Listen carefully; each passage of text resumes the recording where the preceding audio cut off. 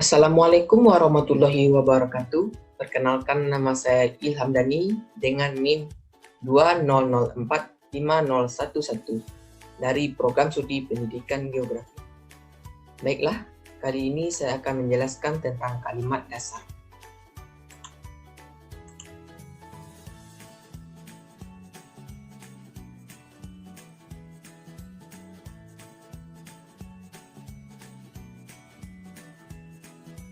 Kalimat dasar. Hakikat kalimat. Kalimat adalah satuan bahasa terkecil dalam wujud lisan atau tulisan yang mengungkapkan pikiran yang utuh, yang mana dalam wujud lisan diucapkan dengan suara naik dan turun. Sedangkan dalam bentuk tulisan dimulai dengan huruf kapital dan diakhiri dengan tanda titik, tanda tanya, atau tanda seru. Lebih lanjut dijelaskan bahwa kalimat dalam tulisan formal atau resmi harus kalimat dalam ragam bentuk. Selain itu, kalimat yang dibentuk dalam tulisan terdiri dari lapisan bentuk dan makna yang dinyatakan dalam bentuk tersebut. Unsur kalimat ada 5. Yang pertama yaitu subjek, kedua predikat, yang ketiga objek, yang keempat pelengkap, dan yang terakhir kelima keterangan. A. Subjek. Subjek atau pokok kalimat merupakan unsur utama kalimat. Subjek menentukan kejelasan makna kalimat. Keberadaan subjek dalam kalimat berfungsi. Pertama, membentuk kalimat dasar, kalimat luas, kalimat tunggal, kalimat majemuk. Yang kedua, memperjelas makna. Yang ketiga, menjadi pokok pikiran. Yang keempat, menegaskan atau memfokuskan makna. Yang kelima, memperjelas pikiran ungkapan. Dan yang keenam, membentuk kesatuan pikiran. Ciri-ciri subjek yaitu 1. Jawaban atas pertanyaan apa atau siapa. Yang kedua, berupa kata benda atau nomina atau frase nomina. Yang ketiga, disertai kata itu. Keempat, didahului kata bahwa.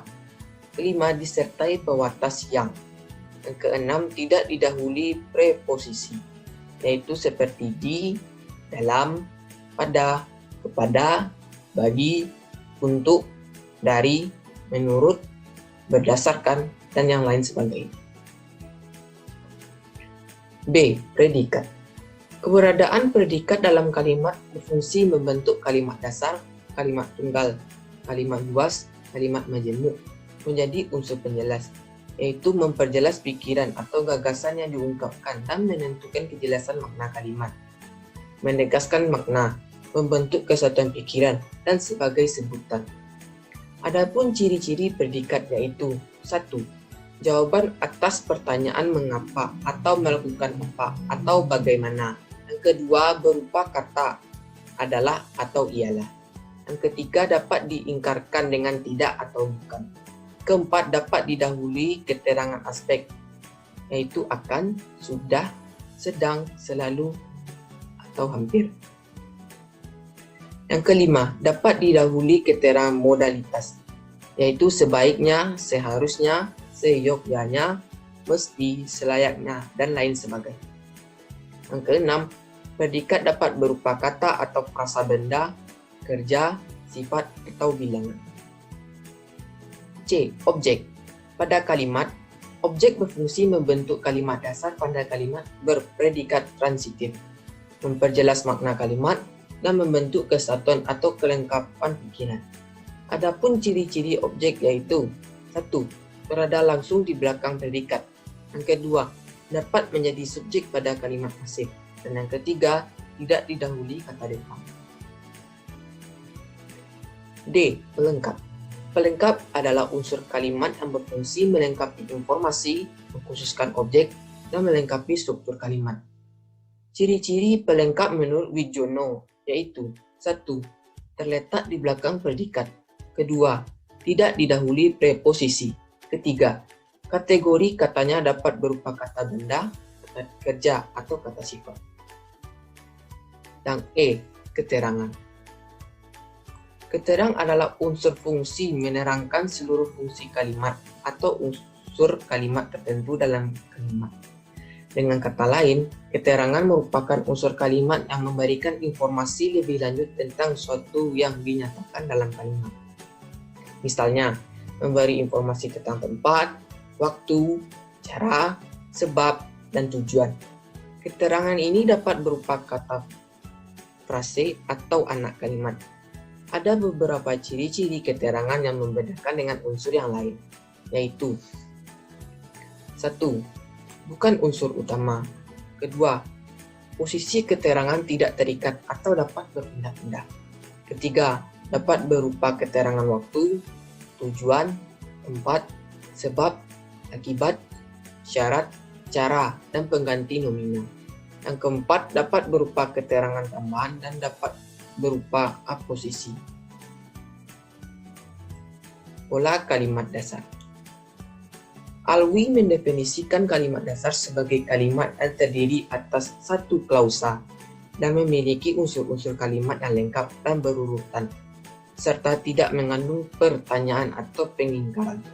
Alwi mendefinisikan 6 pola dasar kalimat. Yang A, kalimat dengan pola SP.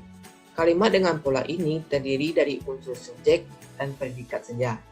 Kedua unsur ini dimasukkan sebagai bagian kalimat, maka tergolong sebagai kalimat dasar dengan pola SP. Misalnya, saya sedang membaca, dia bijaksana. Yang B, kalimat dengan pola SPO. Kalimat dengan pola yang menggunakan 3 unsur kalimat ini termasuk pola dasar kalimat jika tidak ada penambahan atau perubahan urutan dari masing-masing unsur kalimat tersebut. Pola kalimat ini terdiri dari unsur subjek, predikat, dan objek. Jenis kata pada masing-masing unsur terdiri dari kata atau frasa nomina atau verba. Misalnya, mahasiswa itu sedang mengerjakan tugas akhirnya. C. Kalimat dengan pola SPPL. Kalimat dengan pola ini terdiri dari subjek, predikat, dan pelengkap.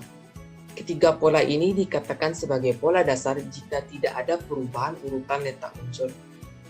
Misalnya, mata kuliah bahasa Indonesia dipelajarinya dengan tekun. Yang D.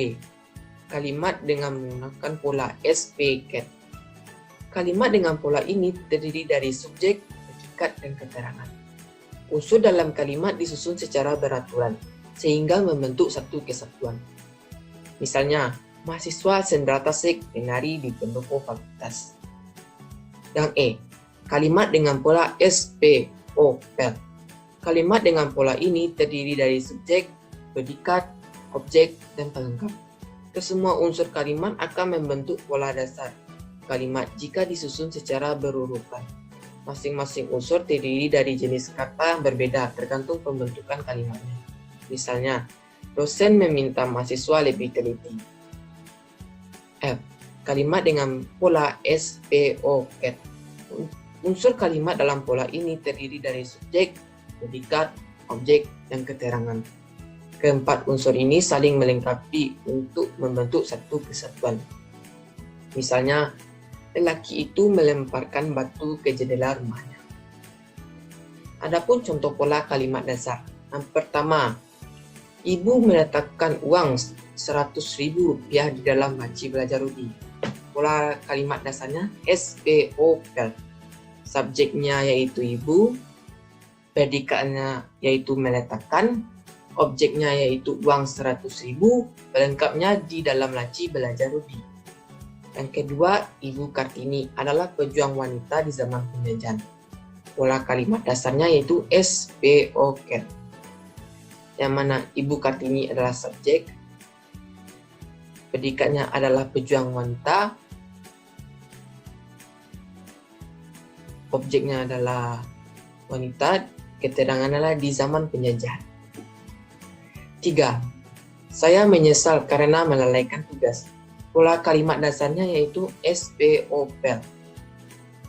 Subjeknya adalah saya, predikatnya menyesal, objeknya melalaikan, dan pelengkapnya adalah tugas.